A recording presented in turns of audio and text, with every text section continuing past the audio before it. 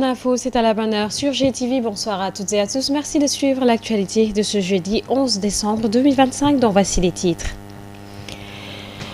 Après plusieurs jours de tension autour du paiement des bourses, le collectif des amicales des étudiants de l'Université Cheikh Anta Diop de Dakar accorde une pause au mouvement mais met en garde les autorités. Le président de l'interamicale s'exprime au micro de Mansour Diassé et de Vieux Ndiaye dans ce journal. La Cour suprême a tranché. Les deux arrêtés du ministre Alioune Sall sont annulés. Une victoire pour le CEDEPS dont le président Mahmoud Ibra Kane va réagir dans cette édition au téléphone d'Aïssatou Ba.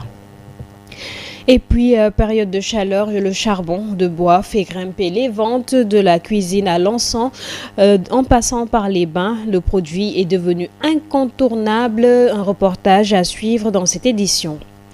Et puis à l'international en Mauritanie, 6 anciens responsables inculpés pour détournement présumé, un ex-ministre et plusieurs hauts cadres placés sous mandat de dépôt après un rapport accablant de la Cour des comptes. 24 autres mises en cause sont écartées faute de preuves. Les détails, ce sera à suivre dans ce développement et c'est tout de suite.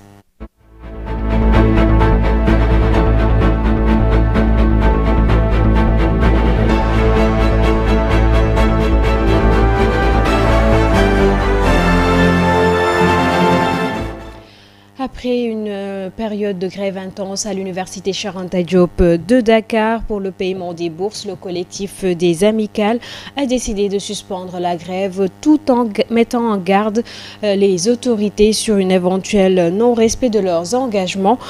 Les étudiants étaient en conférence de presse ce jeudi. À cet effet, écoutons le président de l'interamicale au micro de Mansour Diassé et de Vieux Ndiaye. C'est-à-dire que l'État veut jouer un jeu avec nous. Il nous a proposé de donner à chaque étudiant concerné 115 000 sous forme de donation.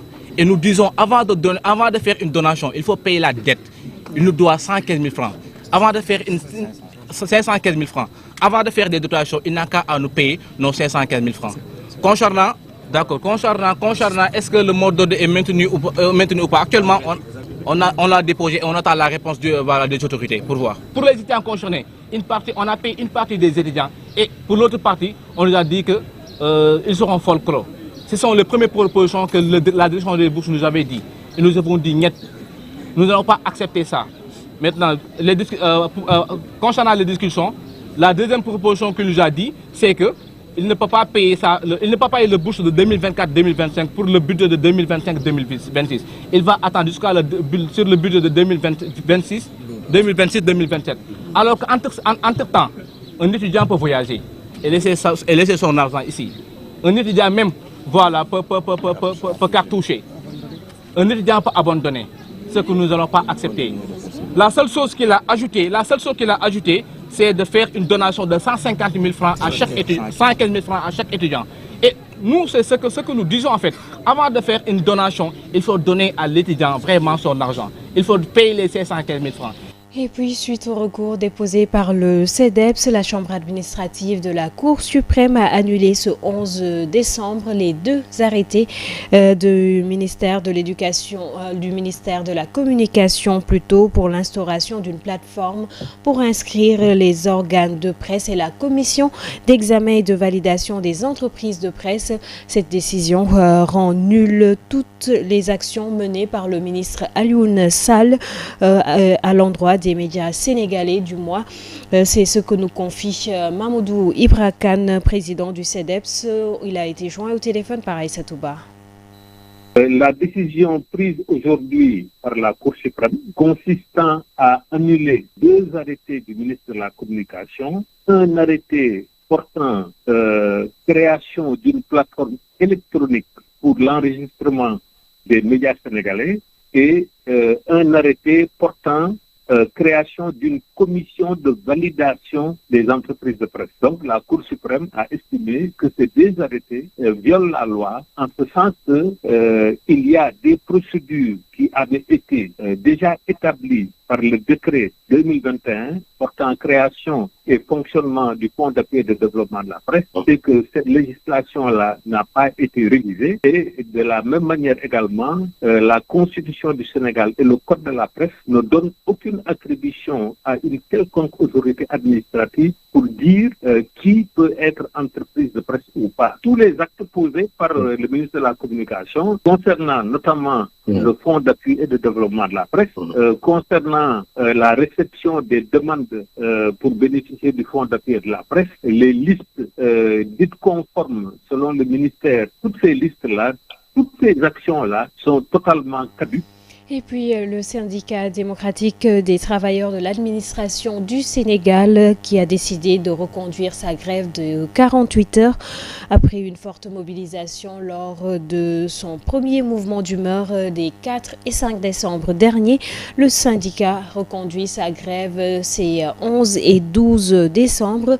Selon Mor Diouf, coordonnateur de l'intersyndicale du secteur primaire, cette reconduction répond à la lenteur des autorités à apporter des réponses aux recommandations ou plutôt aux revendications consistant à la modernisation, à la matérialisation des accords. Il est joint par Ndelandjaï.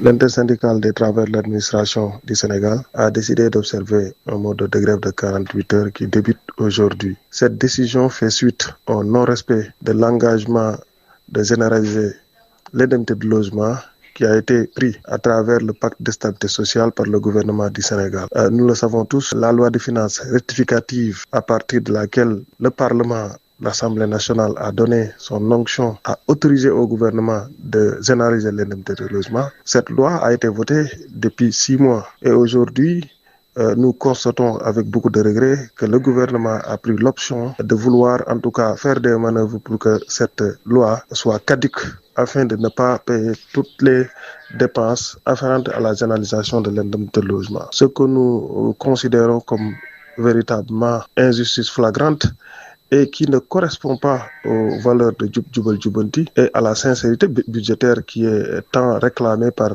ce régime. C'est pourquoi nous tenons à alerter l'opinion nationale et alerter le gouvernement que nous allons poursuivre le combat et nous allons quand même contraindre le gouvernement à respecter et à payer quand même cette indemnité qui est un dû pour tous les travailleurs de l'administration. Maintenant, nous en appelons à la responsabilité quand même. Il faut le dire, véritablement, le climat social redevient normal dans l'administration et que le pacte de stabilité sociale qui a suscité beaucoup d'espoir de la part des travailleurs, que cet espoir ne soit pas vain. À présent, nous tournons notre micro aux Sénégalais pour recueillir leurs avis sur la sortie ou plutôt le passage de Déthié Fall, du ministre Déthié Fall à l'Assemblée nationale.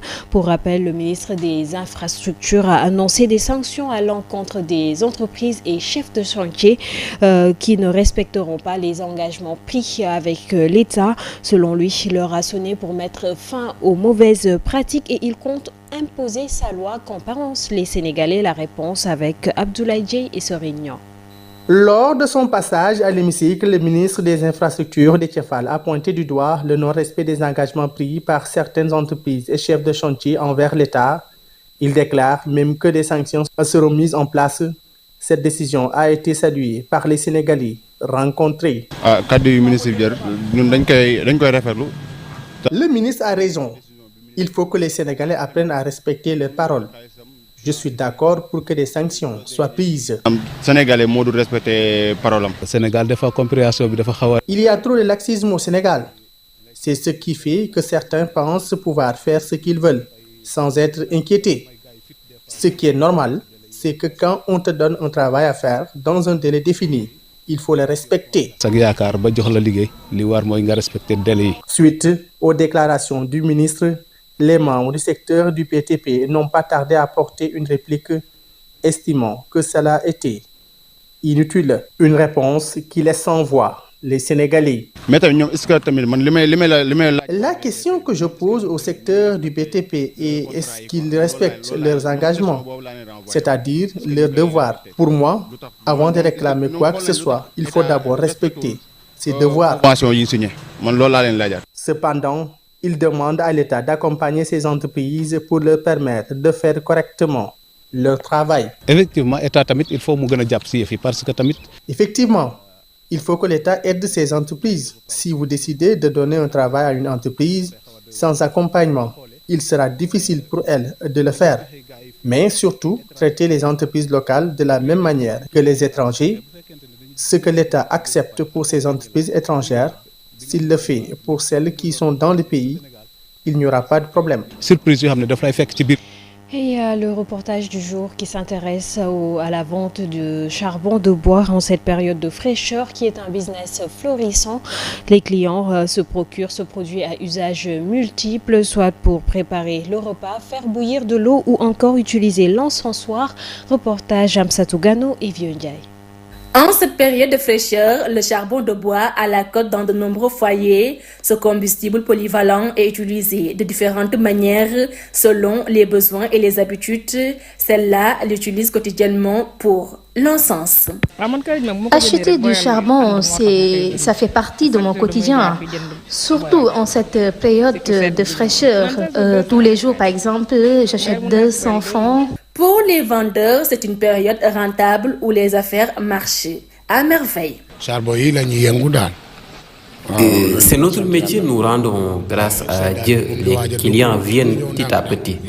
En cette période de fraîcheur, les clients viennent acheter le charbon de bois. Et parfois, il nous arrive de vendre 3 sacs pendant la journée. Cependant, d'autres vendeurs expriment leur frustration car ils constatent que la popularité croissante du gaz butane et d'autres alternatives ont freiné leur commerce. Oui, des fois ça marche, mais en ce moment-là, vraiment ça ne marche plus, puisque les gens utilisent les gaz. Mais auparavant, à pareille période, les gens achetaient beaucoup de charbon de bois. La fraîcheur reste une véritable aubaine pour les vendeurs de charbon de bois. Beaucoup d'entre eux souhaitent que cette période se prolonge afin de maximiser leurs gains et de renforcer leur business. Et puis l'international, en bref, en Mauritanie d'abord, un ancien ministre de l'Emploi et 5 ex-hauts responsables de l'administration ont été inculpés et placés sous mandat de dépôt pour détournement présumé de fonds publics. Ces arrestations font suite à un rapport de la Cour des comptes affirmant avoir soulevé des irrégularités entre 2022 et 2023.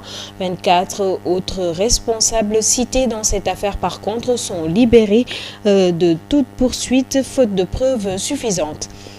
Et puis en Afrique de l'Ouest, les taxes sur les transports aériens doivent être supprimées et les redevances passagers et de sécurité réduites de 25% au sein des pays membres de la communauté économique des États de l'Afrique de l'Ouest, CEDEAO, à compter de cette année 2026. L'organisation ouest-africaine espère notamment à court terme une baisse des tarifs aériens et elle vise à moyen terme une augmentation du tarif passager et un renforcement des compagnies aériennes régionales.